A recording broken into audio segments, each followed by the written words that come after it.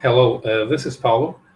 Now, before I start the interview, I just wanted to give a little context. Denis Kitchen was in Portugal in November for the Amadora Comics Festival. He brought over a traveling exhibit to celebrate Will Eisner's 100th anniversary, and that is why throughout the interview, you will find lots of images of Eisner's art that will be interspersed across the majority of the interview. So that was just it. We just wanted to let you know. And now, please enjoy Mr. Denis Kitchen. So you came on the scene at the time the indie alternative scene was getting set up. At the time, did you know that you wanted to work in comic books, and did you try to do something for the main publishers or for the newspaper syndicates? Well, I always knew I wanted to be in comics, but the Vietnam War came along as I was in college, and so I became radicalized and part of the anti-war movement at the same time that I wanted to do comics. So the only way to express myself as a cartoonist was through the underground press. And so at that time I was part of a movement that just sprung up across America. We call it underground comics now. At the time it was a way to express our dissatisfaction with many things in the American culture, but mostly the Vietnam War that we were very angry about. But it also was other issues of the day, from we wanted to legalize marijuana to the gay movement, to the women's movement, the civil rights movement. There were lots of things happening in those days. It was very exciting. And so comic books for us were a means of expression without any censorship, because newsstand comics, you may know, had a thing in the corner called the Comic Code Authority, and that was publishers censoring themselves. And I saw as a young man how the comics I grew up with changed, and for me, not for the better. I liked the comics that were scary and creepy, and the pre-code comics, we call them now. And so when we had a chance to publish, we were not part of that because we were sold outside of newsstands. We were sold in head shops where hippies would go to buy their rolling papers and bongs and psychedelic posters and that sort of thing. And so we were able to express ourselves in the wildest possible way, and we did, including, when I look back, maybe some excesses, but it was a very liberating period. And I feel lucky that I was part of that generation. I never really thought I would work for the mainstream companies, though I did briefly work for Stan Lee. Comics book. I was going to ask about that after. Yeah. But you had some limitations with that one, probably. Some limitations, of course, but he did give us a remarkable amount of freedom, and he was very fair with us. In fact, I told him the only way that I and my friends would work for him is if we could keep our copyright, keep our original art. The kinds of things in the underground were assumed, but for Marvel, those were not. And so he agreed. And the problem is then the older artists in the bullpen said, why are you giving those hippies a special deal and not us? Right. And at that point, it was difficult for him to accommodate everybody. So the easiest thing was to kill our magazine, even though I believe it was selling well, but it was a political problem for him. But Stan was fair with me. I have no problems with Stan. He was always a gentleman. He kept his word. Did the guys like Spiegelman or Howard Cruz have a problem being published by Marvel, even if you didn't have the logo? At first, Spiegelman didn't have a problem, but then he dropped out and he started his own magazine called Arcade. but Howard Cruz and many of the others were happy to take a check from Marvel because they could afford to pay more. And so it was good. It saved us at a time when the market was glutted and the Supreme Court in America had changed the definition of obscene. They threw it back to the local cities and politicians to make the rules about what is obscene. Sure. Somebody else sure. Sitting over here. Sorry, I'm gonna put this out of the way. Sure. So, how much did you take advantage of the new comic book specialty stores to get your material across? I relied on them a lot because after the head shops were forced out of business for political reasons too, because there was a backlash against drugs, and so the specialty comic shops came along at just the right time, and I was able to make a move. Michael, how are you? Thank you. You're welcome. I was able to make that move smoothly. And at that time, I started doing more what I call classic comics, reprinting Will Eisner and Milton Caniff and Alex Raymond and all of the greats from the past. So it was then a combination of alternative comics and classic comics. Aside from Eisner, did you meet the other ones personally too? Most of them, yes. The only one that I wanted to that I never met in person was Al Cap, but I did talk to him on the phone. But Harvey Kurtzman and Will Eisner in particular, I spent a lot of time with, and it was great. They were my heroes. So, what can I say? I was bold enough and brave enough as a young man to approach them, and quickly became friends with them, and then I was their publisher and friend for life. So I'm glad I wasn't shy. It's not a business to be shy. Right. The underground scene had a lot of a DIY approach to creating comics, and when you set up Kitchen Sink, it sort of brought a little bit of order into the chaos. Did it make it easier for the cartoonists to get published? Do you think? Well, were they afraid that you were going to steal their copyrights too? No, it helped that I was also an artist, and they knew I had what we call the golden rule. I would treat you the way I would want to be treated myself. Mm-hmm. I had been ripped off by a publisher. Oh, of course. Sure. Yep. There's my hippie photo. Yeah. So.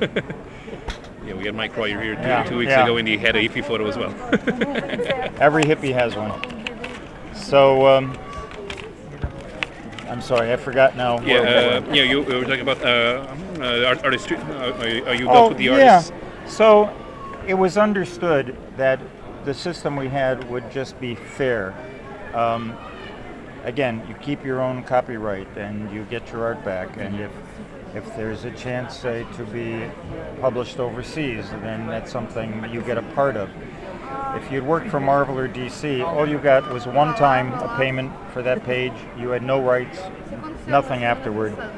And that was a system we thought was appalling.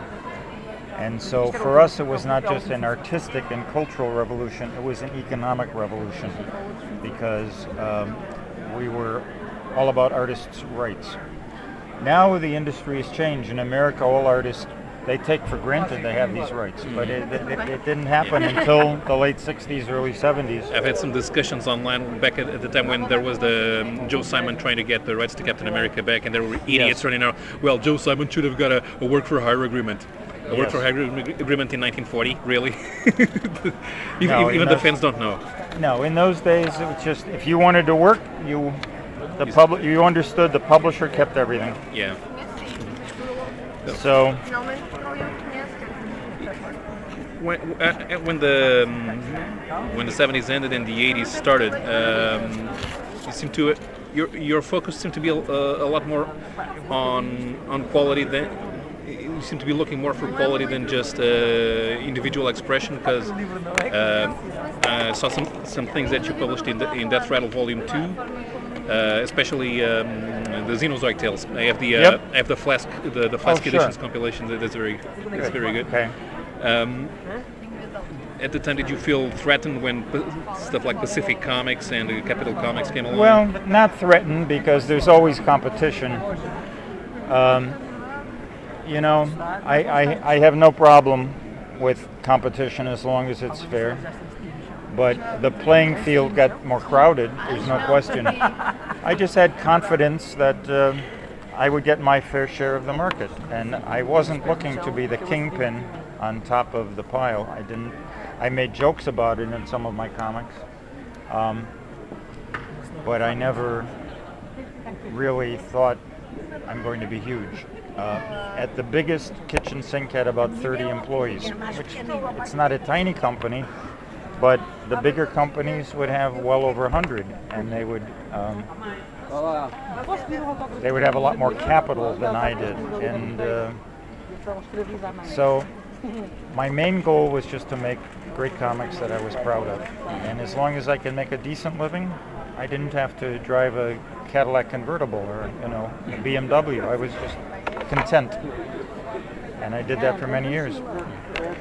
You were involved in the first graphic novels that were published in the industry. Will Eisner at the time, he's thought of the inventor of the graphic novel, but there were a few in the market already. But Eisner had been out of the industry in a way for a number of years. Right. Why did he want to come back, and what was the reasoning that he wanted to do graphic novels? In 1971, as a very young publisher, I think I was in my second year in business, I was at a New York comic convention, my very first, and Will Eisner was there, and there was a French comics historian named Maurice Horn who saw my name tag, and he said, Will Eisner is looking for you. And I said, you must be mistaken. I don't know Mr. Eisner. I would love to meet him, but he's not looking for me. And Maurice said, no, he told me to look for you. You must come to his hotel room. So I thought, well, there is a mistake, but at least I get to meet him. Well, it turned out that Will Eisner was looking at what was happening with underground comics, and it fascinated him as a businessman, because it was an entirely different business model for him. And so he wanted to quiz me about it and how we were distributed and all aspects of the business. And I wanted to talk to him about the old days, and he didn't want to talk about that. So at the end of it, he said, this intrigues me very much. He said, I'm thinking of getting back into this business. And so I was bold enough then to say, well, maybe we can work together. I would love to publish the Spirit and anything new that you want to do. And that's how the relationship began. But it was in not a predictable way. The legend sought out the young man who was almost unknown. And we worked together for the rest of his life, because even though at the time, I think I have even a picture in here of us, but we looked very different. We couldn't have been more different, but what we shared was a passion for comics, and that kept us together. It's in here somewhere. When I was reading comics in English yet, we were getting superhero comics from Brazil. We were mostly about French comics in Portugal. The publishers were. Sure. And the Brazilian publishers, they were pushing Eisner a lot when they started doing their own line of graphic novels. Okay. You introduced Will Eisner to not only a new public in the United States, but also in the world. Looking back at it, did you ever think that you could influence the way that comics were being seen in the rest of the world? No, and I can't take credit for all of it, but I helped when I could. But I think early on, Will was invited to Angoulême and given their grand prize. I don't know what year, sometime in the 70s. So he was making his own connections, but yes, one of the things I always loved was the international aspect. I love coming to places like Amadora and meeting new talent, and to me it's the most exciting because I see comics as an international language, and I think it's a great way for cultures to understand each other, and I love to meet other artists. So for Will too, it was a great pleasure, and so he became, in his later years, kind of an ambassador of comics, which, helped everybody, I think.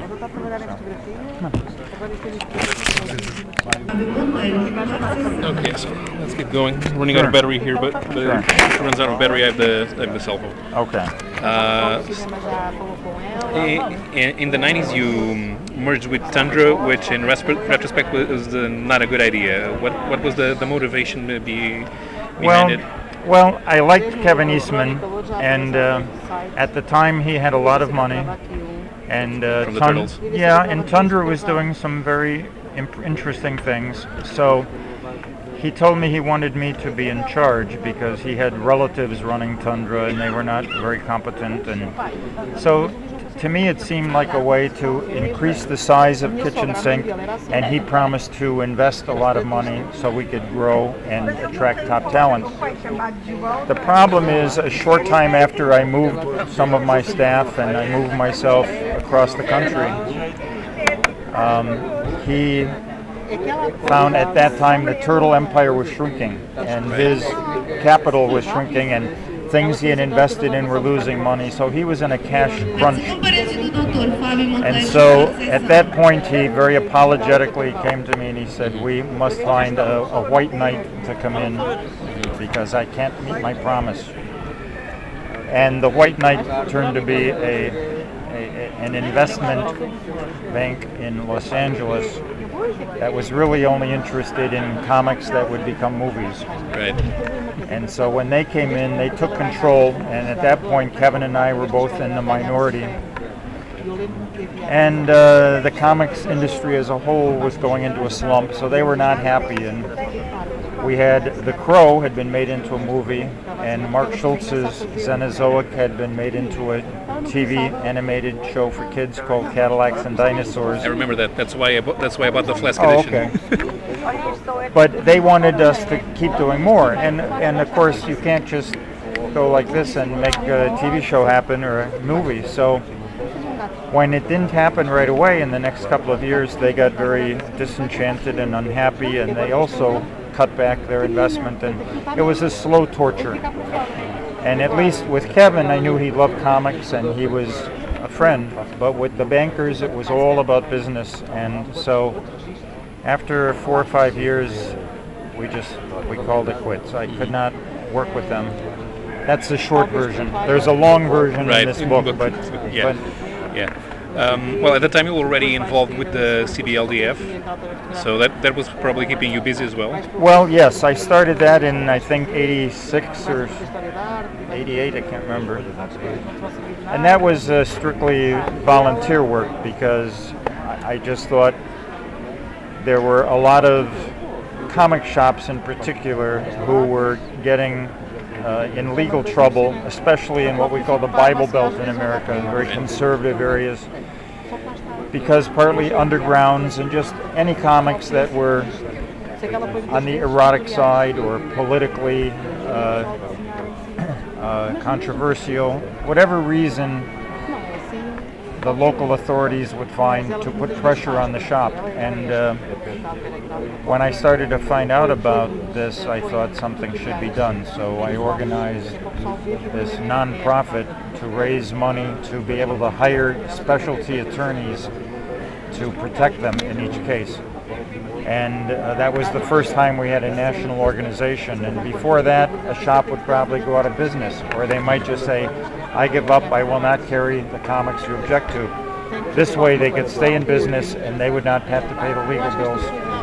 So a lot of shops were saved, and occasionally an artist was involved. It wasn't always about a shop. but just protecting what we called our First Amendment rights.